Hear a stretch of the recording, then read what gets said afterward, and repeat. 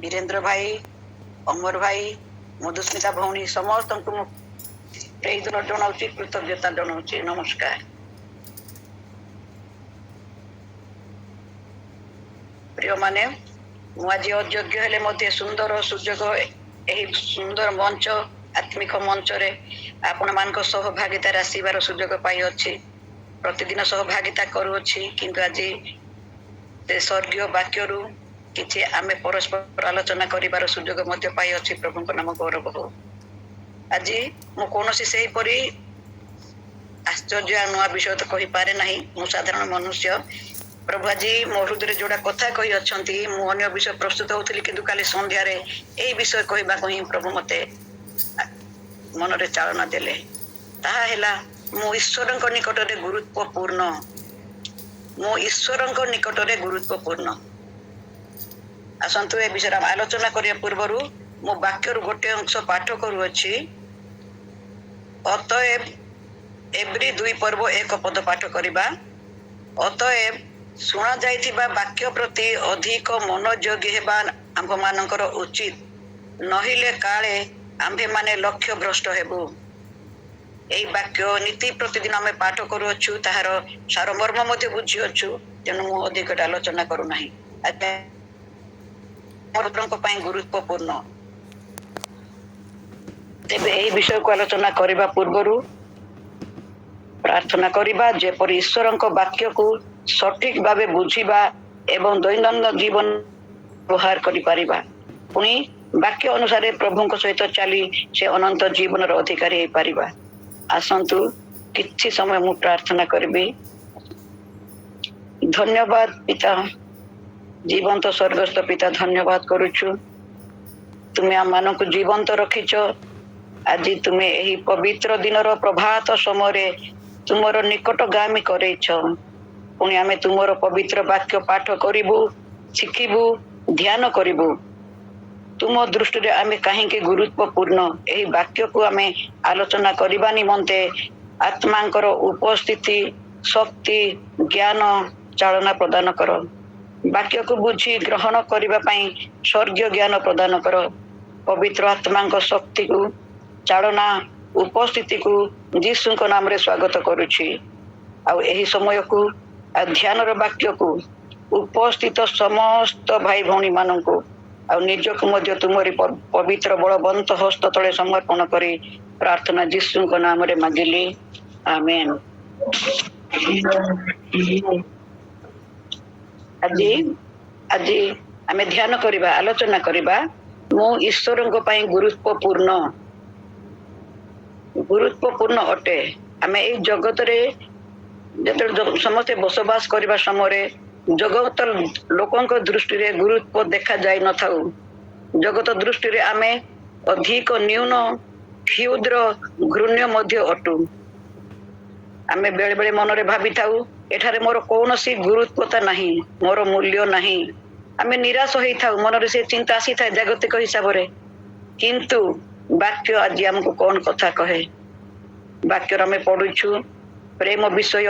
ईश्वर आमको प्रेम करती, ईश्वर दया करती, ईश्वर आमर जत्न नियंती, ईश्वर आमको सुस्थता दियंती, ईश्वर आमको क्षमा करती, ईश्वर आवश्यकता जानती, समाधान करती, आम प्रति दृष्टि रखि थांती।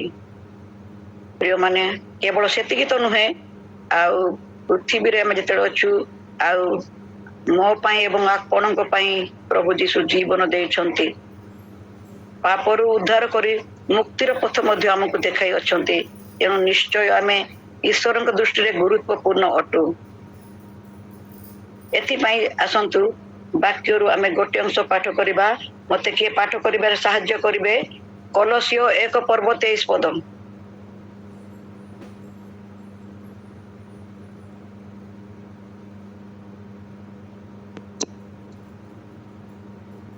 कलसियो 1 पर्व 23 पद के गोटे पाठ करी सुनाई देबे। Praise the Lord. तुमे माने जहा किछि कर प्रभुଙ୍କ निमंते कला परे अंतरस ताहा कर, मनीष निमंते कला परे कर नाही। एटा नु कलसियो 1 पर्व 23 पद देखिले। ତୁମେମାନେ ବିଶ୍ୱାସରେ ବଦ୍ଧମୂଳ ଓ ଅଟଳ ରହି ସୁସମାଚାରରେ ନିହିତ ଭରସାରୁ ବିଚଳିତ ନ ହୁଅ, ତାହେଲେ ନିଶ୍ଚୟ ଏଇ ସବୁ ଫଳ ପାଇବ। ସେଇ ସୁସମାଚାର ତୁମେମାନେ ତ ଶୁଣିଅଛ, ତା ଆକାଶ ମଣ୍ଡଳ ତଳେ ଥିବା ସମସ୍ତ ସୃଷ୍ଟି ନିକଟରେ ପ୍ରଚାରିତ ହୋଇଅଛି, ଆଉ ମୁଁ ପାଉଲ ସେଥିର ଜଣେ ସେବକ ହୋଇଅଛି। ଧନ୍ୟବାଦ ଭାଇ, ସୁନ୍ଦର ରୂପେ ପଠି ଶୁଣେଇ ଅଛନ୍ତି।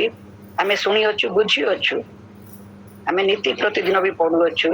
ଏଠାରେ ସାଧୁ ପାଉଲ କହନ୍ତି, ତୁମ୍ଭେମାନେ ଯେବେ ବିଶ୍ୱାସରେ ବଦ୍ଧମୂଳ ଓ ଅଟଳ ରହିଅଛ, ତେବେ ନିଶ୍ଚୟ ଏହି ଫଳ ପାଇବ। କୋଉ ଫଳ ପାଇଁ ଏଠି ଲେଖାଗଲା? ବିଚଳିତ ହୁଅ ନାହିଁ ବୋଲି ବାକ୍ୟ ଆମମାନଙ୍କୁ ଏଠି କହନ୍ତି। ସୁସମାଚାରରେ ନିହିତ ଭରସାରୁ ଆମେ ବିଚଳିତ ହେବା ନାହିଁ। ସୁସମାଚାର ଆମମାନଙ୍କୁ ପ୍ରଦତ୍ତ ହୋଇଅଛି, ଏ ସ୍ୱର୍ଗୀୟ ବିଷୟ ଆମମାନଙ୍କୁ ପ୍ରଦତ୍ତ ହୋଇଅଛି। ଏହି ସୁସମାଚାର ଖ୍ରୀଷ୍ଟୀୟ ସୁସମାଚାର, ଯାହା ଆମ୍ଭମାନଙ୍କ ନିମନ୍ତେ ଈଶ୍ୱର ଯୋଜନା ପ୍ରସ୍ତୁତ କରିଅଛନ୍ତି। କେଉଁ ଯୋଜନା ଲେଖାଯାଇଅଛି ସୁସମାଚାରରେ? ଯାହାକି ଜଗତକୁ ଆସିବାର ଉଦ୍ଦେଶ୍ୟ, କାର୍ଯ୍ୟ, କୃଷି, ମୃତ୍ୟୁ, କବରସ୍ଥ, ପୁନରୁତ୍ଥାନ ଆଉ ଦ୍ୱିତୀୟ ଆଗମନ ବିଷୟ ଆମେ ଏଠାରେ ପାଠ କରୁଛୁ ଆଉ ଜାଣିଅଛୁ, ଆଉ ବିଶ୍ୱାସ ମଧ୍ୟ କରିଅଛୁ। ତାଙ୍କର ଉଦ୍ଦେଶ୍ୟ କଣ ପାଇଁ ଥିଲା? ସେ କଣ ପାଇଁ ଜଗତକୁ ଆସିଲେ, ତାପରେ କଣ ପିକି କାର୍ଯ୍ୟ କଲେ, ଆଶ୍ଚର୍ଯ୍ୟ କାର୍ଯ୍ୟ କଲେ, ତାପରେ ତାଙ୍କର କ୍ଲେଶ, ଦୁଃଖ, ସମସ୍ୟା, ଯାହା ବି ଆମେ ଏଇ ସମାଚାରରେ, ଆମେ ସୁସମାଚାରରେ ପଢୁଅଛୁ। ଆଉ ଦ୍ୱିତୀୟ ଆଗମନ ବିଷୟ ମଧ୍ୟ ପାଠ କରି ଆମେ ବିଶ୍ୱାସ କରିଅଛୁ। ଏଇ ସମସ୍ତ ବିଷୟ ବିଶ୍ୱାସରେ ବଦ୍ଧମୂଳ ରହିବା ପାଇଁ ଆମମାନଙ୍କୁ ସାଧୁ ପାଉଲ ଏଠାରେ କହିଅଛନ୍ତି। ଯଦି ଏହି ସୁସମାଚାର ଯଦି ଆମେ ବିଶ୍ୱାସରେ ବଦ୍ଧମୂଳ ବା ଅଟଳ ଅଛୁ, ତେବେ ଏହି ଫଳ ପାଇବା। ପ୍ରିୟମାନେ, କୋଉ ଫଳ ଆମେ ପାଇବା? ବାକ୍ୟର ତ ବିଭିନ୍ନ ସ୍ଥାନରେ ବିଭିନ୍ନ ଫଳ ପାଇବା ନିମନ୍ତେ ଆମମାନଙ୍କୁ କୁହାଯାଇଅଛି, କିନ୍ତୁ ଏଇ କଲସିୟ 1:23 ଯୋଉ ଲେଖାଯାଇଛି ଅଛି, ନିଶ୍ଚୟ ଫଳ ପାଇବ। ମୁଁ ଏକ ଅଂଶ ମୁଁ ପାଠ କରିବି। ସେହି ସୁସମାଚାର ତୁମ୍ଭେମାନେ ତ ଶୁଣିଅଛ, ତାହା ଆକାଶ ମଣ୍ଡଳ ତଳେ ଥିବା ସମସ୍ତ ସୃଷ୍ଟି ନିକଟରେ ପ୍ରଚାରିତ ହୋଇଅଛି, ଆଉ ମୁଁ ପାଉଲ ସେଥିର ଜଣେ ସେବକ ହୋଇଅଛି। ପ୍ରିୟମାନେ, ପାଉଲ କହନ୍ତି, ମୁଁ ସେଥିର ଜଣେ ସେବକ ହୋଇଅଛି। ସେ ସୁସମାଚାରର ସେ ସେବକ ହୋଇଅଛନ୍ତି। ହେଲେ ଆମ ଜୀବନରେ ପ୍ରଭୁ କେଉଁ କେଉଁ ଫଳ ଦେଇଛନ୍ତି ଆମ୍ଭେମାନେ ଚିନ୍ତା କରିବା। ପ୍ରଭୁ ଆମମାନଙ୍କ ଜୀବନରେ କେଉଁ କେଉଁ ଫଳ ରଖିଅଛନ୍ତି, କେଉଁ କେଉଁ ଫଳ ଆମମାନେ ପାଇଅଛୁ, ଆମେ ଚିନ୍ତା କରିବା। ଆଉ ସେଥିପାଇଁ ଆଉ ଗୋଟେ ଅଂଶ ପାଠ କରିବା। ଭାଇମାନେ କିଏ ଗୋଟେ ପାଠ ପଢି ସାହାଯ୍ୟ କରିବେ? ପ୍ରଥମ ପିତର 2:9।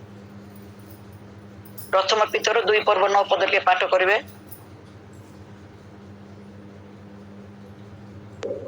କିନ୍ତୁ ଯେ ତୁମ୍ଭମାନଙ୍କୁ ଅନ୍ଧକାରରୁ ଆପଣ ଆଶ୍ଚର୍ଯ୍ୟ ଆଲୋକ ମଧ୍ୟରୁ ଆହ୍ୱାନ କରିଅଛନ୍ତି, ତୁମ୍ଭେମାନେ ଯେପରି ତାହାଙ୍କ ଗୁଣ କୀର୍ତ୍ତନ କର, ଏଥି ନିମନ୍ତେ ତୁମ୍ଭେମାନେ ଏକ ମନୋନୀତ ବଂଶ, ରାଜକୀୟ ଯାଜକ ବର୍ଗ, ପବିତ୍ର ଜାତି, ପୁଣି ଈଶ୍ୱରଙ୍କ ନିଜସ୍ୱ ପ୍ରଜା ହୋଇଅଛ। ଆମେନ୍। ଧନ୍ୟବାଦ ଭାଇ। ଆମେ ଶେଷ ଅଂଶରେ ଦେଖିଲୁ, ପ୍ରଥମରୁ ଦେଖିଲୁ, ସେ ଆମମାନଙ୍କୁ ଅନ୍ଧକାରରୁ ଆପଣ ଆଶ୍ଚର୍ଯ୍ୟ ଆଲୋକ ଆହ୍ୱାନ କରିଅଛନ୍ତି। ଆମେ ଅନ୍ଧକାରରେ ଥିଲୁ, ସେ ଆମମାନଙ୍କୁ ଆଲୋକକୁ ପ୍ରଦାନ ଆଣିଅଛନ୍ତି। ସେ ମନୋନୀତ କରିଅଛନ୍ତି ଆମେ ଯେପରି ତାହାଙ୍କର ଗୁଣ କୀର୍ତ୍ତନ କରୁ। ଜଗତରେ ଅନେକ ଲୋକ ଅଛନ୍ତି, ଆମେ ଜଗତରେ ଅଛୁ, ଆମର କିପରି ଅଛୁ, ଅନ୍ଧକାରରେ କିପରି ଥିଲୁ ଆମେ ତାହା ଜାଣୁଛୁ, କିନ୍ତୁ ଏଠାରେ ଆମେ କୁହାଯାଇଛି ସେ ଆମମାନଙ୍କୁ ଆଲୋକ ମଧ୍ୟକୁ ଆହ୍ୱାନ କରିଛନ୍ତି, ଆମେ ଯେପରି ତାହାଙ୍କର ଗୁଣ କୀର୍ତ୍ତନ କରୁ। ଏଥି ନିମନ୍ତେ ସେ ଆମମାନଙ୍କୁ କଣ କରିଅଛନ୍ତି? ଏ ଫଳ ଦେଖିବା। ଏକ ମନୋନୀତ ବଂଶ। ଜଗତରେ ଅନେକ ଅନେକ ବଂଶଧର ବୋଲେ ଆମେ କି ବଂଶ କହୁଛୁ, କିନ୍ତୁ ଈଶ୍ୱରଙ୍କର ସେ ଆମେ ଏକ ମନୋନୀତ ବଂଶ, ରାଜକୀୟ ଯାଜକ ବର୍ଗ, ପବିତ୍ର ଜାତି, ପୁଣି ଈଶ୍ୱରଙ୍କ ନିଜସ୍ୱ ପ୍ରଜା ହୋଇଅଛୁ। ଏତେ ଗୁଡ଼ିଏ ଆମମାନଙ୍କୁ ଫଳ ଦିଆଯାଇଛି, ଆଶୀର୍ବାଦ କରାଯାଇଛି। ଏଇ ପ୍ରତିଜ୍ଞା ପ୍ରଭୁ ଆମମାନଙ୍କ ପାଇଁ ରଖିଅଛନ୍ତି। ଆମେ ତାହା ପାଠ କରୁଛୁ। ସେ ସୁସମାଚାରରେ ଏଠି ଲେଖାଯାଏ, ସେ ଆମମାନଙ୍କୁ ମନୋନୀତ ବଂଶ କରିଅଛନ୍ତି, ରାଜକୀୟ ଯାଜକ ବର୍ଗ କରିଅଛନ୍ତି, ପବିତ୍ର ଜାତି କରିଅଛନ୍ତି, ଆଉ ଈଶ୍ୱରଙ୍କ ନିଜସ୍ୱ ପ୍ରଜା ଆମେ ହୋଇଅଛୁ। ସାଧୁ ପାଉଲ ଲେଖନ୍ତି, ଆମମାନଙ୍କୁ ଏହି ଫଳ ସବୁ ଦିଆଯାଇଛି। ପରମେଶ୍ୱର ତୁମମାନଙ୍କୁ ଅନ୍ଧକାର, ସେ ସାଧୁ ପାଉଲ କହନ୍ତି, ପରମେଶ୍ୱର ତୁମକୁ ଅନ୍ଧକାରରୁ ଆଲୋକ ମଧ୍ୟକୁ ଆହ୍ୱାନ କରିଛନ୍ତି, ଆମେ ଯେପରି ଗୁଣ କୀର୍ତ୍ତନ କରୁ। ଯେଉଁମାନେ ଆମେ ଗୋଟେ ଜିନିଷ ପାଇଲେ, ସାଙ୍ଗସାଥି ପାଖରେ ଯଦି କୌଣସି ଜିନିଷ ପାଇଲେ ତ ପ୍ରଶଂସା କେତେ କରୁଛୁ, କିନ୍ତୁ ଜଗତରେ ପ୍ରଭୁ ଆମମାନଙ୍କୁ ଏତେ ସୁନ୍ଦର ସୁନ୍ଦର ଫଳ ପ୍ରତିଜ୍ଞା ଦେଇ ଅଛନ୍ତି, ଯାହା ବି ଆମେ ଭୋଗ କରୁଅଛୁ, କିନ୍ତୁ ତାହାଙ୍କର ଗୁଣ କୀର୍ତ୍ତନ କରିବାରେ ଆମେ କେତେ ଅଛୁ ଆମେ ନିଜେ ନିଜକୁ ଆମେ ଜାଣିବା। ପ୍ରଭୁ ଆମମାନଙ୍କୁ ଏଠାରେ ତାଙ୍କର ଗୁଣ କୀର୍ତ୍ତନ କରିବା ପାଇଁ କହି ଅଛନ୍ତି, କାହିଁକି ନା ଆମେ ଏହି ସବୁ ଫଳ ସେ ଆମମାନଙ୍କୁ ଦେଇ ଅଛନ୍ତି, ଆମମାନଙ୍କୁ ମନୋନୀତ ବଂଶ କରିଅଛନ୍ତି, ରାଜକ ଯାଜକ ବର୍ଗ କରିଅଛନ୍ତି, ପବିତ୍ର ଜାତି କରିଅଛନ୍ତି, ନିଜସ୍ୱ ପ୍ରଜା ଆମେ ହୋଇଅଛୁ। ପ୍ରଥମେ ସେ ଆମମାନଙ୍କୁ କଣ କଲେ? ଅନ୍ଧକାରରୁ ଆଲୋକକୁ ଆଣିଅଛନ୍ତି। ପ୍ରଥମେ ସେ ଅନ୍ଧକାରରୁ ଆଲୋକକୁ ଆଣିଅଛନ୍ତି। ଆମର ଗତ ଜୀବନ ଦେଖିବା, ଆମ ପୂର୍ବ ପୁରୁଷଙ୍କ ଜୀବନ ଦେଖିବା, ଆମେ କିପରି ଥିଲେ ଆଜି କିପରି ଅଛୁ, ଯେହେତୁ ଆମେ ତାଙ୍କର ମନୋନୀତ। ଯୋଉମାନେ ଜଗତର ମନୁଷ୍ୟ ଦୃଷ୍ଟିରେ ଆମେ ହୀନ ନଗଣ୍ୟ ହୋଇପାରୁ, ଆମ୍ଭମାନଙ୍କର ସୌନ୍ଦର୍ଯ୍ୟ ଥାଇ ନପାରେ, ଜାଗତିକ ଧନ ସମ୍ମାନ ଥାଇ ନପାରେ, ଅନେକଙ୍କର ପ୍ରିୟ ପାତ୍ର ହୋଇନଥାଉ, ଆମମାନଙ୍କର ଶିକ୍ଷାଗତ ଯୋଗ୍ୟତା ନଥାଉ, ଜାଗତିକ ଭାବେ ଆମେ ପ୍ରଭାବଶାଳୀ ନଥାଉ, ତଥାପି ପରମେଶ୍ୱରଙ୍କ ଦୃଷ୍ଟିରେ ମୁଁ ଓ ଆପଣ ମାନେ ଗୁରୁତ୍ୱପୂର୍ଣ୍ଣ ଅଟୁ। ଆମର ଆଜିର ଶିକ୍ଷାର ବିଷୟ, ଆମେ ପ୍ରଭୁଙ୍କ ନିକଟରେ ଗୁରୁତ୍ୱପୂର୍ଣ୍ଣ ଅଟୁ। এই ଜଗତ ଲୋକମାନେ ଆମମାନଙ୍କୁ ବୁଝନ୍ତି ନାହିଁ, ଜଗତ ଲୋକମାନେ ଆମକୁ ଜାଣନ୍ତି ନାହିଁ, ତଥାପି ପ୍ରଭୁ ଆମମାନଙ୍କୁ ଏତେ ପ୍ରେମ କରି ଆମର ସେ ପରିଚୟ ଦେଇ ଅଛନ୍ତି, ତାଙ୍କର ମନୋନୀତ ବଂଶ କରିଅଛନ୍ତି, ତାଙ୍କର ପ୍ରଜା କରିଅଛନ୍ତି। ଆଉ ତେଣୁ ମୁଁ ଏବଂ ଆପଣ ମାନେ ଈଶ୍ୱରଙ୍କ ଦୃଷ୍ଟିରେ ଗୁରୁତ୍ୱପୂର୍ଣ୍ଣ ଅଟୁ। ଅନ୍ଧକାରରୁ ଆମକୁ ଆଲୋକକୁ ଆହ୍ୱାନ କଲେ, ମନୋନୀତ ବଂଶ କଲେ, ରାଜକ ଯାଜକ ବର୍ଗ କଲେ, ପବିତ୍ର ଜାତି କଲେ, ନିଜସ୍ୱ ପ୍ରଜା କଲେ। ଆମେ ଏହି ଫଳ ତାଙ୍କ ଠାରୁ ପାଇଅଛୁ, ଯାହା ଆମେ ଉପରେ ପାଠ ବି କରିଅଛୁ। ହେଲେ ମୋର ଭାଇ ଭଉଣୀ ମାନେ, ବେଳେ ବେଳେ ଆମ ମନରେ ବେଳେ ବେଳେ ଦୁଃଖ ଆସିଥାଏ। ମୁଁ ଅଜ୍ଞାନ, ଦୁର୍ବଳ, ମୁଁ ଗେଡା, ମୁଁ ପତଳା, ମୁଁ ସ୍ମାର୍ଟ ନୁହେଁ, ମୁଁ କୌଣସି ବିଷୟରେ ଯୋଗ୍ୟତା ନୁହେଁ। ବେଳେ ବେଳେ ଏହିପରି ଯେତେବେଳେ ମନରେ ଆସେ, ଆମେ ଏହି ବାକ୍ୟକୁ ସ୍ମରଣ କରିବା, ମୁଁ ପରମେଶ୍ୱରଙ୍କ ଦୃଷ୍ଟିରେ ଗୁରୁତ୍ୱପୂର୍ଣ୍ଣ ଅଟେ। କାରଣ ତାଙ୍କ ଦୃଷ୍ଟିରେ ଆମେ ଗୁରୁତ୍ୱପୂର୍ଣ୍ଣ ଥିବାରୁ ସେ ପ୍ରେମ କରି ଜୀବନ ଦେଲେ। ଏହା ହେଲା ଆମର ପ୍ରତୀକ। କିପରି ଆମେ ତାଙ୍କ ଦୃଷ୍ଟିରେ ଗୁରୁତ୍ୱପୂର୍ଣ୍ଣ, ସେ ଆମମାନଙ୍କ ପାଇଁ ଚିନ୍ତା କଲେ, ଆମ ପ୍ରତି ସେ ଚିନ୍ତା କଲେ, ଆମ ପାଇଁ ଜୀବନ ଦେଲେ। ଆମେ ଧ୍ୟାନ କରିବା, ଏହି ବାକ୍ୟକୁ ଆମେ ଧ୍ୟାନ କରିବା, ଶିଖିବା, ଆଉ ଆମେ କିପରି ଗୁରୁତ୍ୱପୂର୍ଣ୍ଣ ଭାବେ ଏହି ଅଂଶକୁ ଆମେ ଗ୍ରହଣ କରିବା। ଆସନ୍ତୁ ଦେଖିବା ଈଶ୍ୱରଙ୍କ ଦୃଷ୍ଟିରେ ଆମେ କିପରି ଗୁରୁତ୍ୱପୂର୍ଣ୍ଣ। ତାହାର 6ଟି କାରଣ ଆମେ ଆଜି ଗୁରୁତ୍ୱପୂର୍ଣ୍ଣ ବିଷୟରେ ଧ୍ୟାନ କରିବା। ଆଜି ଆମେ ଈଶ୍ୱରଙ୍କ ଦୃଷ୍ଟିରେ ଆମେ କିପରି ଗୁରୁତ୍ୱପୂର୍ଣ୍ଣ, ଆମେ 6ଟି ବିଷୟ ଧ୍ୟାନ କରିବା। ମୁଁ ସାରାଂଶ ଭାବେ କହୁଛି। 1 ନମ୍ବର, ଆମ୍ଭେମାନେ ଈଶ୍ୱରଙ୍କ ପ୍ରତିମୂର୍ତ୍ତି। 2, ଆମ୍ଭେମାନେ ବିଶେଷ ମୂଲ୍ୟରେ କିଣା ଯାଇଅଛୁ। 3, ଆମେ ପବିତ୍ର ଆତ୍ମାଙ୍କ ମନ୍ଦିର। 4, ଆମ୍ଭେମାନେ ଈଶ୍ୱରଙ୍କ ଆଖିର ପିତୁଳା। 5, ଆମ୍ଭେ ତାହାଙ୍କର ମନୋନୀତ ବ୍ୟକ୍ତି ଅଟୁ। 6, ଆମ୍ଭେମାନେ ଜଗତର ଜ୍ୟୋତି। ଆମେ ପାଠ କଲୁ, ଏହି ସମସ୍ତ ବିଷୟ ହେତୁ ଆମେ ଈଶ୍ୱରଙ୍କ ଦୃଷ୍ଟିରେ, ଈଶ୍ୱରଙ୍କ ପାଇଁ ଆମେ ଗୁରୁତ୍ୱପୂର୍ଣ୍ଣ ଅଟୁ। ତେଣୁ ଆଜି ଆମେ ଏଇ 6ଟି ଗୁଡ଼ିକ ସମୟ ହେଲେ, କେତେଟା ସମୟ ହବ ମୁଁ ଜାଣିନି, ଆମେ ଆଲୋଚନା କରିବା। ଆମ୍ଭେମାନେ 1 ନମ୍ବର, ଆମ୍ଭେମାନେ ଈଶ୍ୱରଙ୍କ ପ୍ରତିମୂର୍ତ୍ତି। ତାହା ଲେଖାଯାଏ ଆଦି 1 ପର୍ବ 26 ପଦରେ। କିଏ ଗୋଟେ ପାଠ କରି ଆମକୁ ଶୁଣେଇ ଦେବେ ଦୟାକରି। ଆଦି 1 ପର୍ବ 26 ପଦରେ କଣ ଲେଖାଯାଏ?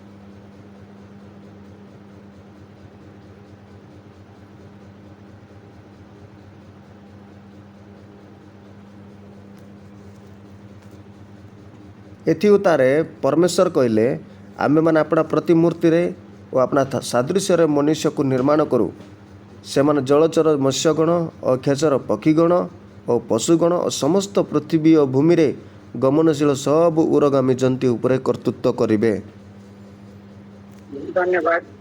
ଆମ୍ଭେମାନେ ଈଶ୍ୱରଙ୍କ ପ୍ରତିମୂର୍ତ୍ତି। କିପରି?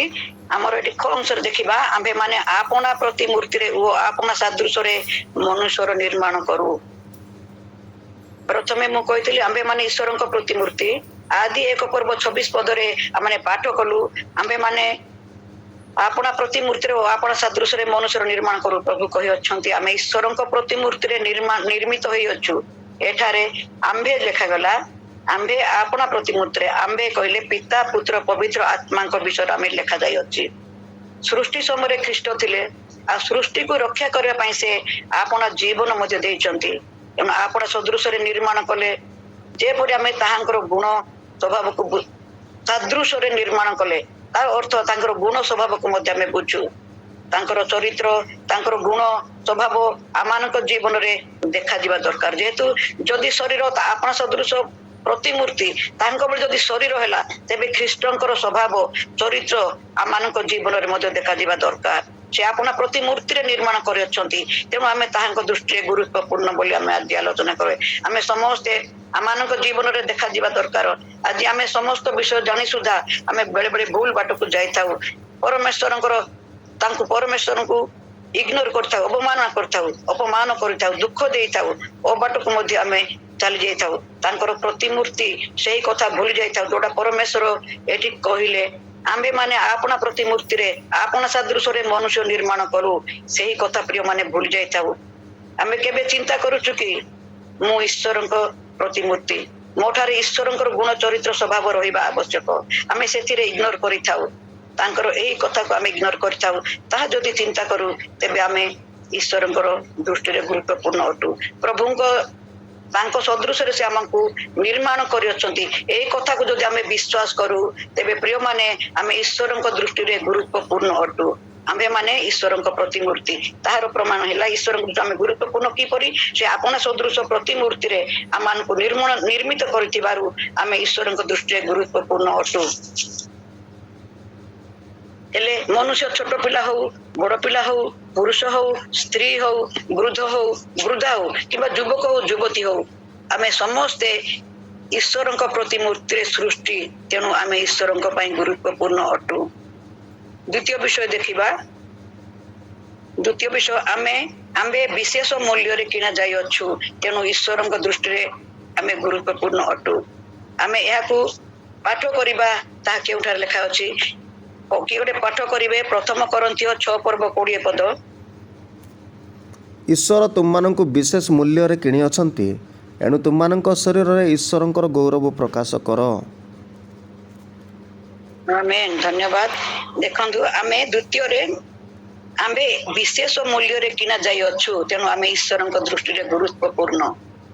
ଆମେ ନିଜକୁ ହୀନ ଭାବିଥାଉ, ନିଜକୁ ନିଚ ଭାବିଥାଉ ନା। ପ୍ରଭୁ ଯେଠି ବାକ୍ୟରେ କହନ୍ତି ଆମ୍ଭେ ବିଶେଷ ମୂଲ୍ୟରେ କିଣା ଯାଇଅଛୁ, ତେଣୁ ଆମ ଶରୀରରେ ଈଶ୍ୱରଙ୍କର ଗୌରବ ପ୍ରକାଶ କରିବା, ତାହା ବାକ୍ୟ ଆମକୁ ପ୍ରକାଶ କରେ। ଆମ ଜୀବନରେ କିପରି ଈଶ୍ୱରଙ୍କର ଗୌରବ ପ୍ରକାଶ କରିବା? ଆମେ ବହୁ ମୂଲ୍ୟରେ କିଣା ଯାଇଅଛୁ, ଖ୍ରୀଷ୍ଟଙ୍କର ବହୁ ମୂଲ୍ୟ ରକ୍ତରେ କିଣା ଯାଇଅଛୁ। ମୂଲ୍ୟ ତ ଲେଖାଯାଏ, ବହୁ ମୂଲ୍ୟରେ ବୋଲି ଲେଖାଯାଇଅଛି। ପ୍ରିୟମାନେ, ଆଜି ବହୁ ମୂଲ୍ୟ ସେ ରକ୍ତରେ କିଣିଛନ୍ତି, ଟଙ୍କା ଦେଇନାହାନ୍ତି। ତାଙ୍କର ଶରୀରର ବହୁ ମୂଲ୍ୟ ରକ୍ତ ଦ୍ୱାରା ଆମକୁ ସେ କ୍ରୟ କରିଅଛନ୍ତି। ଆମେ ଟିକେ ଅଳ୍ପ ସମୟ ପାଇଁ ସେ ଗୋଲଗଥା ପାହାଡର ଦୃଶ୍ୟକୁ ଚିନ୍ତା କରୁ, ତାହାଙ୍କର ରକ୍ତ ରଞ୍ଜିତ ଶରୀରକୁ ଅନୁଭବ କରୁ, ତାଙ୍କର କ୍ରୁଶୀୟ ଯନ୍ତ୍ରଣାକୁ ସ୍ମରଣ କରୁ, ତାଙ୍କ ଅପମାନକୁ ସ୍ମରଣ କରୁ, ବର୍ଷାଘାତକୁ ସ୍ମରଣ କରୁ। ହେଲେ କେତେ ସେ ମୂଲ୍ୟ ଦେଇଅଛନ୍ତି। ଆମେ ଯେତେବେଳେ ନିରୁପାୟ ଥିଲୁ, ପାପୀ ଥିଲୁ, କୌଣସି ଉପାୟ ନଥିଲା, ଅନ୍ଧକାରରେ ଥିଲୁ, ମାତ୍ର ଖ୍ରୀଷ୍ଟ ଉପଯୁକ୍ତ ସମୟରେ ଆମକୁ ପ୍ରେମ କରୁଥିବା ହେତୁ ଜଗତକୁ ଆସି ଆମମାନଙ୍କ ନିମନ୍ତେ ଆପଣା ପ୍ରାଣ ରକ୍ତ ଦେଇ ଆମକୁ ରକ୍ଷା କରିଥିବାରୁ ଆମେ ତାଙ୍କ ପାଇଁ ଗୁରୁତ୍ୱପୂର୍ଣ୍ଣ ଅଟୁ। ପ୍ରିୟମାନେ, ଏହା କାହା ପାଇଁ ଥିଲା? ଏ କ୍ରୁଶୀୟ ଯନ୍ତ୍ରଣା, ଦୁଃଖ, ଗଳଗଳ ପାହାଡ଼ର ଦୃଶ୍ୟ କାହା ପାଇଁ ଥିଲା? ପ୍ରିୟମାନେ, ମୋ ପାଇଁ ଓ ଆପଣମାନଙ୍କ ପାଇଁ, ଜଗତର ପ୍ରତ୍ୟେକ ମାନବ ଜାତିଙ୍କ ପାଇଁ ତାହା ଥିଲା। ପ୍ରଭୁ ବହୁମୂଲ୍ୟ ରକ୍ତରେ, ବିଶେଷ ମୂଲ୍ୟରେ ସେ ଆମମାନଙ୍କୁ କିଣିଛନ୍ତି। ତେଣୁ ଆମେ ଦେଖିଲୁ ଏଇଠୁ, ଆମ୍ଭେ ବିଶେଷ ମୂଲ୍ୟରେ କିଣା ଯାଇଅଛୁ, ତେଣୁ ଈଶ୍ୱରଙ୍କ ଦୃଷ୍ଟିରେ ଆମେ ଗୁରୁତ୍ୱପୂର୍ଣ୍ଣ ଅଟୁ। ଆମେ ପୁନର୍ବାର ଦେଖିବା, 3 ନମ୍ବର ଦେଖିବା, ଆମେ ପବିତ୍ର ଆତ୍ମାଙ୍କ ମନ୍ଦିର। ଆମେ ପବିତ୍ର ଆତ୍ମା, ଅନେକ ଥର ବି ଆମେ ପାଠ କରୁଛୁ, ଆମେ ପବିତ୍ର ଆତ୍ମାଙ୍କ ମନ୍ଦିର। ଆମେ ଏହି ବିଷୟ ଦେଖିବା ପାଇଁ 1 କରିନ୍ଥୀୟ 3:16 ପାଠ କରିବେ। ତୁମେମାନେ କି ଜାଣ ନାହିଁ ଯେ ତୁମେମାନେ ଈଶ୍ୱରଙ୍କ ମନ୍ଦିର, ଆଉ ଈଶ୍ୱରଙ୍କ ଆତ୍ମା ତୁମମାନଙ୍କ ଅନ୍ତରରେ ବାସ କରନ୍ତି? ଧନ୍ୟବାଦ। ଏ 3 ନମ୍ବର ଆମେ ଦେଖିଲୁ, ଆମେ ପବିତ୍ର ଆତ୍ମାଙ୍କର ମନ୍ଦିର। ସେଥିପାଇଁ ଆମେ ଈଶ୍ୱରଙ୍କ ଦୃଷ୍ଟିରେ ଗୁରୁତ୍ୱପୂର୍ଣ୍ଣ ଅଟୁ। ଆମେ ତାହା ମଧ୍ୟ ବାକ୍ୟରେ ପ୍ରମାଣ ପାଉଛୁ। ତୁମେମାନେ କି ଜାଣ ନାହିଁ ଯେ ତୁମେମାନେ ଈଶ୍ୱରଙ୍କ ମନ୍ଦିର, ଆମେ ଛୋଟ ବେଳୁ ପାଠ କରୁଛୁ ଆମେ ଈଶ୍ୱରଙ୍କର ମନ୍ଦିର ଅଟୁ। ଈଶ୍ୱରଙ୍କର ଆତ୍ମା ତୁମମାନଙ୍କ ଅନ୍ତରରେ ବାସ କରନ୍ତି। ପ୍ରଭୁଙ୍କର ଆତ୍ମା ସ୍ୱର୍ଗୀୟ ଆତ୍ମା ଆମମାନଙ୍କ ଅନ୍ତରରେ ବାସ କରନ୍ତି। ଈଶ୍ୱରଙ୍କ ଆତ୍ମା ଆମ ଶରୀରରେ ହୃଦୟରେ ବାସ କରନ୍ତି।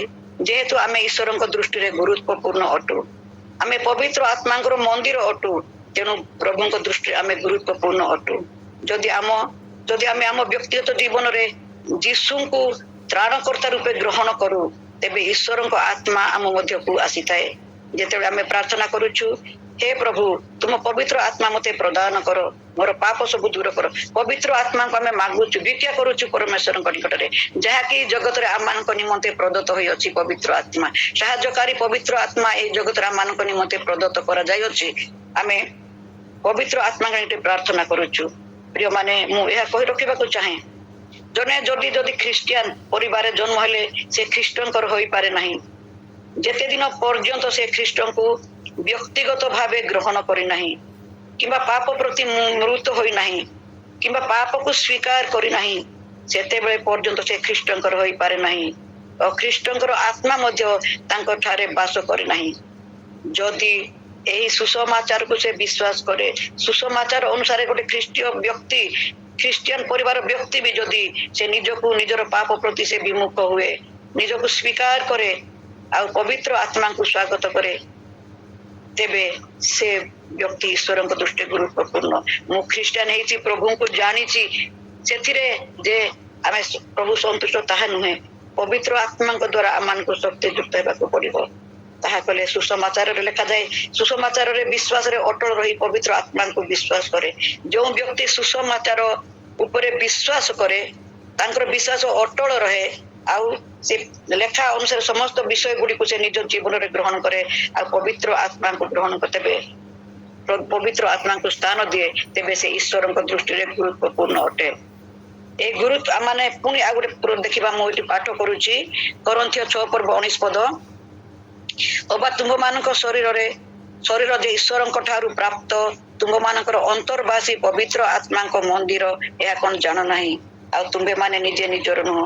ପ୍ରିୟମାନେ, ପରମେଶ୍ୱର ଆମମାନଙ୍କୁ ପବିତ୍ର ଆତ୍ମାଙ୍କ ମନ୍ଦିର କରିଛନ୍ତି। ତାହାଙ୍କର ପବିତ୍ର ଆତ୍ମା ଆମ ମଧ୍ୟରେ ବାସ କରନ୍ତି। ତେଣୁ ଆମେ ପବିତ୍ର ଆତ୍ମାଙ୍କୁ ଅବମାନନା କରିବା ନାହିଁ। ବେଳେ ବେଳେ ଯେକୌଣସି କାର୍ଯ୍ୟ କରିବାକୁ ଯଦି ଇଚ୍ଛା କରୁ, ଆମେ ବେଳେ ବେଳେ ପ୍ରାର୍ଥନା କରିଥାଉ, ବେଳେ ବେଳେ ନିଜ ଇଚ୍ଛାରେ ଚାଲିଥାଉ, ନିଜ ଶୀଘ୍ର କରିଥାଉ। ତାହା ଜାଣୁ, ଆମେ ବେଳେ ବେଳେ ଜାଣୁଛୁ ଏଇଟା କରିବା ଉଚିତ ନୁହେଁ, ଏଇଟା କରିବା ଉଚିତ, ତଥାପି କରିଥାଉ। ଉଚିତ ନଥିଲେ ମଧ୍ୟ ଆମେ କରିଥାଉ ଆଉ ଆମେ ଦୁଃଖ ମଧ୍ୟ ପାଇଥାଉ। ସମସ୍ୟା ସୃଷ୍ଟି ହେଇଥାଏ। ଆମେ ଆମର ବୁଦ୍ଧି ଜ୍ଞାନକୁ ପ୍ରୟୋଗ କରିଥାଉ, ଆତ୍ମାଙ୍କ ଚାଳନା ପ୍ରେରଣାକୁ ଅବମାନନା କରିଥାଉ। ଯୋଉ ଆତ୍ମାଙ୍କୁ ପ୍ରଭୁ ଆମମାନଙ୍କ ଜୀବନରେ ପ୍ରଦାନ କରିଅଛନ୍ତି, ସେଇ ଆତ୍ମାଙ୍କୁ ଆମେ ଅବମାନନା କରିଥିବା ହେତୁ ଆମେ ଅନେକ ସମୟରେ ଆମେ ଭୁଲ ଠିକର ଆମେ ବିଷୟ ଜାଣିନଥାଉ। ମାତ୍ର ସେଇ ଆତ୍ମାଙ୍କର ପ୍ରେରଣାକୁ ମାନି ନଥିବାରୁ ଆମେ ବେଳେ ବେଳେ ଦୁଃଖ କଷ୍ଟ ସମସ୍ୟାକୁ ଆମେ ସ୍ୱାଗତ କରିଥାଉ। ଯୀଶୁଙ୍କର ସ୍ୱର୍ଗାରୋହଣ ପରେ ସେ ଆମମାନଙ୍କୁ କହିଛନ୍ତି, କୁହାଯାଏ, ମୁଁ ଯାଉଅଛି ତୁମମାନଙ୍କ ନିମନ୍ତେ ସାହାଯ୍ୟକାରୀ ପବିତ୍ର ଆତ୍ମାଙ୍କୁ ପଠାଇବି, ଯିଏ ତୁମକୁ ଭଲ ମନ୍ଦର ଜ୍ଞାନ ଦେବ। ସେହି ଆତ୍ମା ପରମେଶ୍ୱରଙ୍କର ଆତ୍ମା, ଯାହା ଆମକୁ ଭଲ ମନ୍ଦର ଚେତନା ପ୍ରେରଣା ପ୍ରଦାନ କରେ, ମାତ୍ର ଆମେ ତାହାକୁ ମାନି ନଥିବା ହେତୁ ଦୁଃଖ ସମସ୍ୟାର ସମ୍ମୁଖସ୍ଥ ମଧ୍ୟ ହେଇଥାଉ। ପ୍ରିୟମାନେ, ଆମମାନଙ୍କୁ ଏଇ ଫଳ ଦିଆଯାଇଛି। ପ୍ରଭୁ ଆମମାନଙ୍କୁ ଉଚ୍ଚ ଜାତି ଏତେ ସମସ୍ତ ପ୍ରତିଜ୍ଞା ସବୁ ଆମମାନଙ୍କୁ ଦେଇଛନ୍ତି। ସାହାଯ୍ୟକାରୀ ପବିତ୍ର ଆତ୍ମାଙ୍କୁ ମଧ୍ୟ ଆମମାନଙ୍କ ମଧ୍ୟ ଦିଆଯାଇଅଛି, କିନ୍ତୁ ଆମେ ତାହାକୁ ଆଜି ଇଗ୍ନୋର କରୁଛୁ। ଆଉ କିନ୍ତୁ ଯେଉଁମାନେ ମାନୁଛନ୍ତି ତାହାଙ୍କ ଜୀବନ ସୁରକ୍ଷିତ ଅଟେ। ଏହି ସୁସମାଚାର ଉପରେ ଯେଉଁମାନେ ବିଶ୍ୱାସ ଭରସା କରନ୍ତି, ପବିତ୍ର ଆତ୍ମାଙ୍କୁ ଚାଳନା ଦ୍ୱାରା କାର୍ଯ୍ୟ କରନ୍ତି, ସେମାନେ ଅନେକ ଆଶୀର୍ବାଦ ସୁରକ୍ଷିତ ପାଆନ୍ତି। ପ୍ରିୟମାନେ, ମୁଁ ଏବଂ ଆପଣମାନେ ପରମେଶ୍ୱରଙ୍କ ଦୃଷ୍ଟିରେ ଗୁରୁତ୍ୱପୂର୍ଣ୍ଣ, କାରଣ ଆମମାନେ ତାହାଙ୍କର ମନ୍ଦିର ଅଟୁ। ଆମେ ଏଠି ବାକ୍ୟରେ ପଢିଲୁ, ଆମମାନେ ତାହାଙ୍କର ମନ୍ଦିର ଅଟୁ, ତେଣୁ ପ୍ରଭୁଙ୍କ ଦୃଷ୍ଟିରେ ଆମେ ଅଧିକ ଗୁରୁତ୍ୱପୂର୍ଣ୍ଣ ଅଟୁ। 4 ନମ୍ବରରେ ଲେଖିଛି, ଆମ୍ଭେମାନେ ଈଶ୍ୱରଙ୍କ ଆଖିର ପିତୁଳା। ଆମେ ବାକ୍ୟ ପଢିଲା ବେଳକୁ ବି ଅନେକ ଥର ପଢୁଛୁ। ଆଜି ଆମେ ଏଇ ବିଷୟ ଆଲୋଚନା କରିବା, ଆମ୍ଭେମାନେ ଈଶ୍ୱରଙ୍କର ଆଖିର ପିତୁଳା। ତାହା ଲେଖାଯାଏ, କିଏ ଗୋଟେ ପାଠ କରିବେ, ଜିଖରୀୟ 2:8 ପଦ।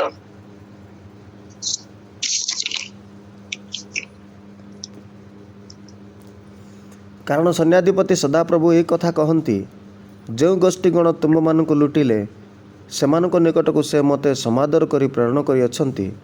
କାରଣ ଯେଉଁ ଲୋକ ତୁମମାନଙ୍କୁ ସ୍ପର୍ଶ କରେ ସେ ମୋର ଚକ୍ଷୁର ପିତୁଳାକୁ ସ୍ପର୍ଶ କରେ। ଆମେନ୍। ଧନ୍ୟବାଦ ଭାଇ। ଏତେ ସୁନ୍ଦର ବିଷୟ ଲେଖାଗଲା। ଆମେ ଆଖିର ପିତୁଳା କହିଲେ ଆଖି ଭିତରେ ଥିବା ସେହି କଳା ଅଂଶକୁ ବୁଝାଏ, ଯାହାକି ଟିକେ ଆଘାତ ଲାଗିଲେ ମନୁଷ୍ୟ ସବୁଦିନ ପାଇଁ ତାର ଦୃଷ୍ଟି ଶକ୍ତି ହରାଇଥାଏ, ଅନ୍ଧ ହୋଇଯାଏ, ତାଙ୍କର ଶରୀର ସମ୍ପୂର୍ଣ୍ଣ ଅକ୍ଷୁଣ୍ଣ ହେଇଯାଏ। ଜିରିମିୟ 2:8 ଲେଖାଲେ, କାରଣ ଯେଉଁ ଲୋକ ତୁମମାନଙ୍କୁ ସ୍ପର୍ଶ କରେ ସେ ତାହାଙ୍କ ପିତୁଳାକୁ ସ୍ପର୍ଶ କରେ।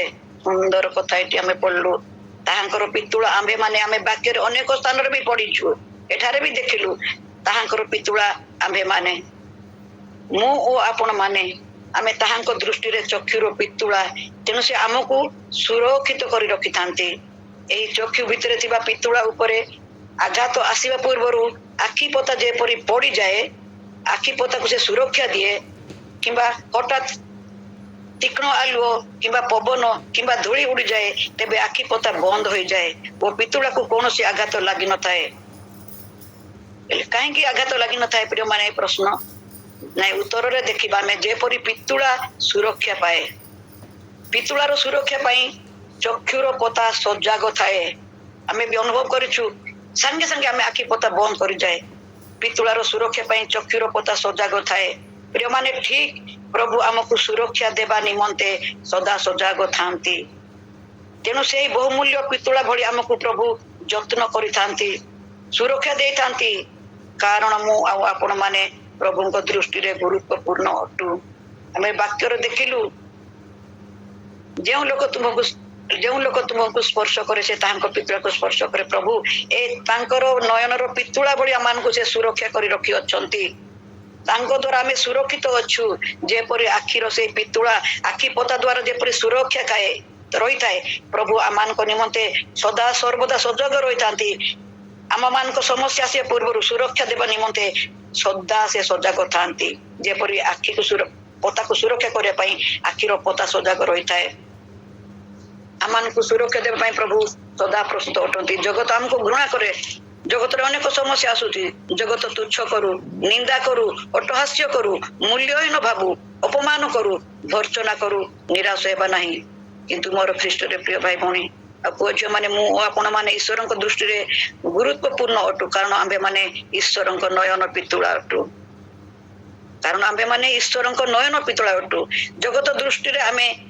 ଜଗତ ଦୃଷ୍ଟିରେ ଲୋକମାନେ ଗୁରୁତ୍ୱ ବୁଝନ୍ତି ନାହିଁ, କିନ୍ତୁ ଈଶ୍ୱରଙ୍କ ଦୃଷ୍ଟିରେ ଆମେ ଅଧିକ ଗୁରୁତ୍ୱପୂର୍ଣ୍ଣ ଅଟୁ। ସେ ନୟନର ପିତୁଳା ଭଳି ଆମମାନଙ୍କୁ ସେ ସୁରକ୍ଷିତ ଯତ୍ନ କରି ସେ ରଖିଅଛନ୍ତି। ଯଦି ଆମେ ସୁସମାଚାରକୁ ବିଶ୍ୱାସ କରୁ, ତେବେ ସେହି କଥାକୁ ମଧ୍ୟ ବିଶ୍ୱାସ କରିବା। ପଞ୍ଚମ ହେଲା, ଆମ୍ଭେ ତାହାଙ୍କର ମନୋନୀତ ବ୍ୟକ୍ତି ଅଟୁ। ଯଦି ଆମେ ଖ୍ରୀଷ୍ଟଙ୍କଠାରେ ବିଶ୍ୱାସ କରୁଛୁ, ତେବେ ଆମେ ମନୋନୀତ ବ୍ୟକ୍ତି ଅଟୁ। ତାହା ଲେଖାଯାଏ ପ୍ରଥମ ପିତର 2:9-10। କିଏ ଟିକେ ପାଠ କରି ଶୁଣେଇଦେବେ? ପ୍ରଥମ ପିତର 2:9-10। କିନ୍ତୁ ଯେ ତୁମମାନଙ୍କୁ ଅନ୍ଧକାରରୁ ଆପଣା ଆଶ୍ଚର୍ଯ୍ୟ ଆଲୋକ ମଧ୍ୟକୁ ଆହ୍ୱାନ କରିଅଛନ୍ତି, ତୁମେମାନେ ଯେପରି ତାହାଙ୍କ ଗୁଣ କୀର୍ତ୍ତନ କର। ଏଥି ନିମନ୍ତେ ତୁମେମାନେ ଏକ ମନୋନୀତ ବଂଶ, ରାଜକୀୟ ଯାଜକ ବର୍ଗ, ପବିତ୍ର ଜାତି, ପୁଣି ଈଶ୍ୱରଙ୍କ ନିଜସ୍ୱ ପ୍ରଜା ହୋଇଅଛ। ପୂର୍ବରେ ତୁମେମାନେ ପ୍ରଜା ବାଚ୍ୟ ନଥିଲ, କିନ୍ତୁ ଏବେ ଈଶ୍ୱରଙ୍କ ପ୍ରଜା ହୋଇଅଛ। ପୂର୍ବରେ ତୁମେମାନେ ଦୟା ପାଇନଥିଲ, ମାତ୍ର ଏବେ ଦୟା ପ୍ରାପ୍ତ ହୋଇଅଛ। ଧନ୍ୟବାଦ। ସୁନ୍ଦର ବାକ୍ୟ ଆମେ ପଢିଲୁ। ପୂର୍ବରୁ ପଢିଥିଲୁ, ଆମେ ତାହାଙ୍କର ଗୁଣ କୀର୍ତ୍ତନ କଣ ପାଇଁ କରିବା? ସେ ଆମମାନଙ୍କୁ ତାଙ୍କର ମନୋନୀତ ବଂଶ କରିଅଛନ୍ତି, ଜଗତରେ ରାଜକୀୟ ଯାଜକୀୟ ବର୍ଗ କରିଅଛନ୍ତି, ପବିତ୍ର ଜାତି କରିଅଛନ୍ତି। ଜଗତ ତାହା ଜାଣେ ନାହିଁ, କିନ୍ତୁ ଈଶ୍ୱର ଜାଣନ୍ତି। ପୁଣି ଈଶ୍ୱରଙ୍କ ନିଜସ୍ୱ ପ୍ରଜା କରିଅଛନ୍ତି। ଆମେ ପୂର୍ବରେ ନଥିଲୁ, କିନ୍ତୁ ପ୍ରଭୁ ଏଇ ପ୍ରଜା କରିଅଛନ୍ତି। କଣ ପାଇଁ କରିଅଛନ୍ତି? ତାଙ୍କର ଦୟା ହେତୁ ସେ ଆମକୁ ପ୍ରଜା କରିଅଛନ୍ତି। ଈଶ୍ୱର ଆମକୁ ମନୋନୀତ କରିଅଛନ୍ତି। ଆମେ ପଞ୍ଚମରେ ଦେଖିଲୁ, ଆମ୍ଭେ ତାହାଙ୍କର ମନୋନୀତ ବ୍ୟକ୍ତି ଅଟୁ। ପ୍ରଥମ ପିତର 2:9-10 ଲେଖାଯାଏ, ପ୍ରିୟମାନେ, ଈଶ୍ୱର ଆମକୁ ମନୋନୀତ କରିଅଛନ୍ତି ଦୟା ପାଇବା ପାଇଁ, ପ୍ରଜା କରିବା ପାଇଁ। ତେଣୁ ତତ୍ସହିତ ଆମେ ତାଙ୍କର କଣ କରିବା? ଗୁଣ କୀର୍ତ୍ତନ କରିବା। ପରମେଶ୍ୱରଙ୍କର ମହାନତାକୁ, ପବିତ୍ରତାକୁ, ଆଶ୍ଚର୍ଯ୍ୟ କର୍ମକୁ, ଜଗତର ସୃଷ୍ଟି ବିଷୟରେ ସେ କଣ କରିପାରନ୍ତି, ତାହାକୁ ଆମେ ପ୍ରଶଂସା କରିବା। ଗୁଣ କୀର୍ତ୍ତନ କରିବା ପାଇଁ ଆମମାନଙ୍କୁ ସେ ଅନ୍ଧକାରରୁ ଆଲୋକକୁ ଆହ୍ୱାନ କରିଅଛନ୍ତି ଆଉ ମନୋନୀତ ମଧ୍ୟ କରିଅଛନ୍ତି। ବାକ୍ୟ ତାହା ଆମମାନଙ୍କୁ ପ୍ରକାଶ କରେ। ସେଥିପାଇଁ ଆମେ ତାହାଙ୍କର ମନୋନୀତ ବ୍ୟକ୍ତି ଅଟୁ। ତେଣୁ ଆମେ ଈଶ୍ୱରଙ୍କ ଦୃଷ୍ଟିରେ ଗୁରୁତ୍ୱପୂର୍ଣ୍ଣ ଅଟୁ। ଆମେ କେବେ ଗଭୀର ଭାବେ ଚିନ୍ତା କରୁଛୁ କି ପ୍ରିୟମାନେ, ଏଇ ଭାରତ ଦେଶରେ ଆଜି ଅନେକ ଜନତାଙ୍କ ମଧ୍ୟରେ ଖ୍ରୀଷ୍ଟୀୟ ସଂଖ୍ୟା ଅଳ୍ପ ମାତ୍ର, ତଥାପି ଏଇ ଅଳ୍ପ ମଧ୍ୟରେ ମୋର ଓ ଆପଣ ମାନଙ୍କ ନାମ ଈଶ୍ୱର ମନୋନୀତ କରିଅଛନ୍ତି। ଆମେ ଭାଗ୍ୟବାନ ଅଟୁ ଯେଉଁ ଅଳ୍ପ ଲୋକମାନଙ୍କ ମଧ୍ୟରେ ଆପଣଙ୍କର ମୋର ନାମ ଅଛି। ଆମେ ଘୃଣିତ ନହଉ, ଆମେ ଜଗତରେ ଘୃଣିତ ନହଉ। ପ୍ରଭୁ ଆମମାନଙ୍କୁ ମନୋନୀତ କରିଅଛନ୍ତି, କାରଣ ବାକ୍ୟରେ ଲେଖାଯାଏ ପିତା ଯାହାକୁ ମନୋନୀତ କରିଅଛନ୍ତି ସେ ପୁତ୍ରଙ୍କ ନିକଟକୁ ଆସିବ। ତେଣୁ ଈଶ୍ୱରଙ୍କ ଦୃଷ୍ଟିରେ ମୁଁ ଓ ଆପଣ ମାନେ ଗୁରୁତ୍ୱପୂର୍ଣ୍ଣ। ପିତା ଆମମାନଙ୍କୁ ମନୋନୀତ କରିଅଛନ୍ତି, ତେଣୁ ଈଶ୍ୱରଙ୍କ ଦୃଷ୍ଟିରେ ମୁଁ ଓ ଆପଣ ମାନେ ଗୁରୁତ୍ୱପୂର୍ଣ୍ଣ ଅଟୁ। ଏହାକୁ ଆମେ ବିଶ୍ୱାସ କରିବା। ଏଇ ମହାନ ପ୍ରତି ପ୍ରଭୁଙ୍କର ସେଇ ପ୍ରେମ ଆହ୍ୱାନକୁ ଆମେ ବିଶ୍ୱାସ କରିବା। ଆମମାନଙ୍କୁ ସେ ମନୋନୀତ କରିଅଛନ୍ତି, ପବିତ୍ର ଜାତି କରିଅଛନ୍ତି, ତାଙ୍କର ନିଜସ୍ୱ ପ୍ରଜା କରିଅଛନ୍ତି। ତେଣୁ ଏହି ପ୍ରତିଜ୍ଞା କଥାକୁ, ଏହି ବାକ୍ୟକୁ, ତାଙ୍କ ମୁଖ କଥାକୁ ଆମେ ବିଶ୍ୱାସ କରିବା। ତେବେ এই ଜଗତର ସମସ୍ୟା, ଜଗତର ଗୁଣା, ଜଗତର ବିଷୟ ଆମମାନଙ୍କୁ କୌଣସି ମଧ୍ୟରେ ଆମମାନଙ୍କୁ ସେ ବିଚଳିତ କରିବ ନାହିଁ। ଷଷ୍ଠ ବିଷୟ ହେଲା ଆମ୍ଭେ ମାନେ ଜଗତର ଜ୍ୟୋତି। ଆମେ ଅନେକ ସ୍ଥାନରେ ପଢୁ ଯୀଶୁ ଖ୍ରୀଷ୍ଟ ଜଗତର ଜ୍ୟୋତି ପଢିଅଛୁ, କିନ୍ତୁ ଏଠାରେ ଲେଖାଯାଏ, ଅଶ୍ୱିନ ଭାଇ ଆଉ ଗୋଟେ ପାଠ କରିବେ, ମାଥ୍ୟୁ 5:14 ପାଠ କରିବେ।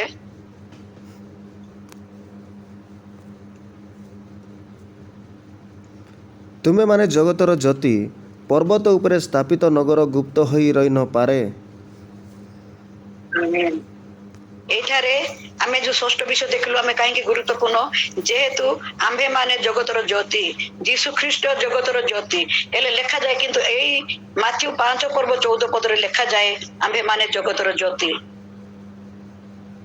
ତୁମ୍ଭେ ମାନେ ଜଗତର ଜ୍ୟୋତି, ପର୍ବତ ଉପରେ ସ୍ଥାପିତ ନଗର ଗୁପ୍ତ ହୋଇ ରହି ନପାରେ।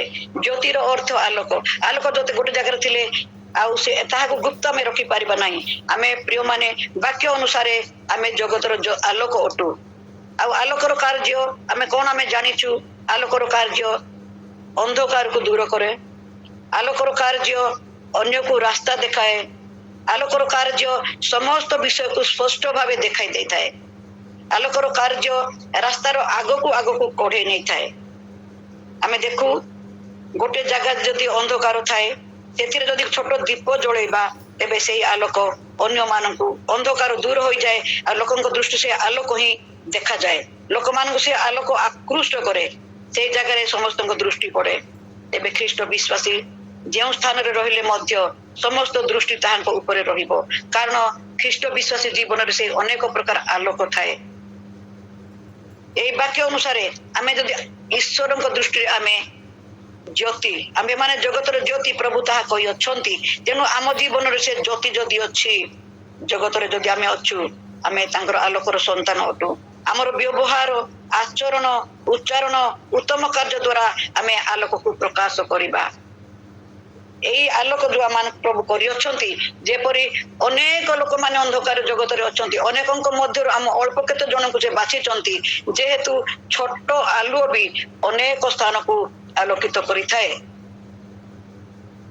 ଆଜି ଆମେ ନିଜକୁ ପ୍ରଶ୍ନ କରିବା, ପ୍ରିୟମାନେ, ଆମେ ନିଜକୁ ପ୍ରଶ୍ନ କରିବା, ମୋ ଜୀବନରେ ଆଲୋକ ପ୍ରକାଶିତ ହେଉଅଛି କି? ଜଗତ ଲୋକ ଆଜି ମତେ କିପରି ଦେଖୁଛନ୍ତି? ଖ୍ରୀଷ୍ଟଙ୍କର ଆଲୋକ, ସ୍ୱଭାବ, ପ୍ରେମ ମୋ ଜୀବନରେ ଆଲୋକିତ ହେଉଅଛି କି? କିମ୍ବା ଦେଖାଯାଉଅଛି କି? ଦୈନନ୍ଦିନ ଜୀବନରେ ଆମେ ବିଭିନ୍ନ ବିଷୟରେ ଆମେ ନିରାଶ ହୋଇଥାଉ। ପ୍ରିୟମାନେ, ଏତେ ସୁନ୍ଦର ସୁଯୋଗ ପ୍ରଭୁ ଆମକୁ ଦେଲେ। ଆମ୍ଭେ ମାନେ ଈଶ୍ୱରଙ୍କ ପ୍ରତିମୂର୍ତ୍ତି। ଆମେ ଏତେ ବିଷୟ, ପ୍ରଭୁ 6ଟି ବିଷୟ ଆମେ ପାଠ କଲୁ। ଏତେ ଆଶୀର୍ବାଦ ପ୍ରଭୁ ଆମମାନଙ୍କୁ କରିଅଛନ୍ତି। ଦୈନନ୍ଦିନ ଜୀବନରେ ଆମେ ବେଳେ ବେଳେ ଦୈନନ୍ଦିନ ଜୀବନରେ ନିରାଶ ହେଇଥାଉ।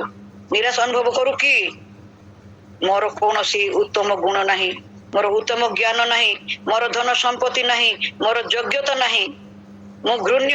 ଏହି ମନୋଭାବ ଯଦି ଆମମାନଙ୍କ ଜୀବନରେ ଅଛି, ମୁଁ ଏହା କରିପାରୁନାହିଁ, ଏହି ମନୋଭାବ ଯଦି ଅଛି, ନିରାଶତା, ତେବେ ନିଜକୁ ଛୋଟ କରିବା ନାହିଁ। ସୁସମାଚାରକୁ ବିଶ୍ୱାସ କରିବା। ପ୍ରଭୁ ଆମମାନଙ୍କୁ ଏ ସୁସମାଚାର ଦେଇଅଛନ୍ତି। ସୁସମାଚାର ଦ୍ୱାରା ଆମକୁ ଅନେକ ପ୍ରତିଜ୍ଞା ବିଷୟ ମଧ୍ୟ ଦେଇଅଛନ୍ତି, ଆଶୀର୍ବାଦ ବିଷୟ ମଧ୍ୟ ସେ ଦେଇଅଛନ୍ତି, ଯେ ଆମ୍ଭେ ମାନେ ଜଗତର ଜ୍ୟୋତି। ଏହା ଆମେ ଯେତେବେଳେ ଜାଣିବା, ବିଶ୍ୱାସ କରିବା, ତେବେ ଆମେ ମୁଁ ଏବଂ ଆପଣମାନେ ଈଶ୍ୱରଙ୍କ ପାଇଁ ଗୁରୁତ୍ୱପୂର୍ଣ୍ଣ ଅଟୁ। ଆମେ ଈଶ୍ୱରଙ୍କ ପାଇଁ ଗୁରୁତ୍ୱପୂର୍ଣ୍ଣ ଅଟୁ। ଏଠାରେ ଆମେ ଦେଖିଲେ ସମୟ ହେଇଯାଇଛି। ଏଠାରେ ଶେଷରେ ଆମେ ଶେଷକୁ ଆସିବା। ଆଜି ଆମେ ଈଶ୍ୱରଙ୍କ ଦୃଷ୍ଟିରେ କିପରି ଗୁରୁତ୍ୱପୂର୍ଣ୍ଣ ଅଟୁ ତାହା ଆମେ ଜାଣିଲୁ। ପୁଣି ସାଂକ୍ଷିକ ଭାବେ ମୁଁ କହିବାକୁ ଚାହେଁ, ଆମେ ଈଶ୍ୱରଙ୍କ ସଦୃଶ ପ୍ରତିମୂର୍ତ୍ତି ଅଟୁ, ତେଣୁ ଈଶ୍ୱରଙ୍କର ଗୁରୁତ୍ୱପୂର୍ଣ୍ଣ ଅଟୁ। ଆମେ ବହୁମୂଲ୍ୟ ରକ୍ତରେ କିଣା ଯାଇଅଛୁ, ତେଣୁ ଈଶ୍ୱରଙ୍କ ଦୃଷ୍ଟିରେ ଗୁରୁତ୍ୱପୂର୍ଣ୍ଣ ଅଟୁ। ଆମେ ପବିତ୍ର ଆତ୍ମାଙ୍କ ମନ୍ଦିର ଅଟୁ, ତେଣୁ ଈଶ୍ୱରଙ୍କ ଦୃଷ୍ଟିରେ ଗୁରୁତ୍ୱପୂର୍ଣ୍ଣ ଅଟୁ।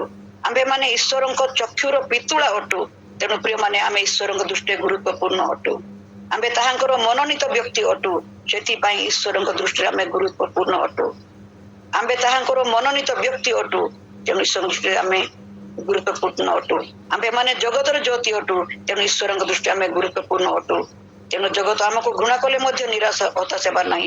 ଆମେ ଈଶ୍ୱରଙ୍କ ଠାରେ ଗୁରୁତ୍ୱ ବା ବହୁମୂଲ୍ୟ ଅଟୁ, କାରଣ ଆମକୁ ପ୍ରଭୁ ପ୍ରେମ କରନ୍ତି, ଆମ ପାଇଁ ମୂଲ୍ୟ ଦେଇଛନ୍ତି, ତେଣୁ ଈଶ୍ୱରଙ୍କ ଦୃଷ୍ଟିରେ ଗୁରୁତ୍ୱପୂର୍ଣ୍ଣ ଅଟୁ।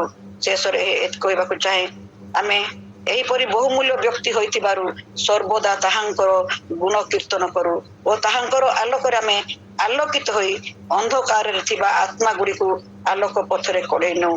ଆଉ ସୁସମାଚାରକୁ ବିଶ୍ୱାସ କରିଥିବା ହେତୁ ଏହି ସମସ୍ତ ବିଷୟ ଯେ ଅଧିକାରୀ ଆମେ ବା ଈଶ୍ୱରଙ୍କ ଦୃଷ୍ଟିରେ ଗୁରୁତ୍ୱପୂର୍ଣ୍ଣ ଅଟୁ, ମୁଁ ଏହି ଗୁରୁତ୍ୱତାକୁ ଜଗତରେ କିପରି ପ୍ରକାଶ କରିବି। ଆମେ ଚିନ୍ତା କରିବା, ପ୍ରଭୁ ଯଦି ଆମକୁ ଏତେ ଆଶୀର୍ବାଦ କରିଛନ୍ତି, ତେବେ ଏହି ବିଷୟ ଗୁଡ଼ିକୁ ଆମେ ଜଗତରେ କିପରି ପ୍ରକାଶ କରିବା। ତାଙ୍କର ଆଲୋକ, ଆମର ଆଲୋକକୁ କିପରି ପ୍ରକାଶ କରିବା। ଆମେ ଜଗତର ଜ୍ୟୋତି ଆଲୋକ, ଆମ ଆଲୋକିତକୁ ଯେପରି ଜଗତ ଲୋକ ଜାଣିବେ, ଆମେ ଯେପରି ଅନ୍ଧକାରରୁ ଆଲୋକକୁ ଆମେ ଆକର୍ଷଣ କରି ଆଣିବା, ସେଥିପାଇଁ ଆମମାନଙ୍କ ଜୀବନରେ ସେଇ ପ୍ରଭୁଙ୍କର ସ୍ୱଭାବ ଗୁଡ଼ିକୁ ଆମେ ଗ୍ରହଣ କରିବା। ଯେପରି ପ୍ରଭୁ ଆମେ ଯେଉଁ ଉଦ୍ଦେଶ୍ୟ ନେଇ ପ୍ରଭୁ ଆମମାନଙ୍କୁ ଜଗତରେ ସୃଷ୍ଟି କରିଛନ୍ତି, ତାହାଙ୍କର ଇଚ୍ଛା ସାଧନ ହବ, ଆମମାନେ ମଧ୍ୟ ଆଶୀର୍ବାଦ ପାଇବା। ଏହି ଅଳ୍ପ ଶିକ୍ଷା ଉପରେ ପ୍ରଭୁ ଆଶୀର୍ବାଦ କରନ୍ତୁ। କୌଣସି ଭୁଲ ଥିଲେ କ୍ଷମା କରିବେ। ଧନ୍ୟବାଦ।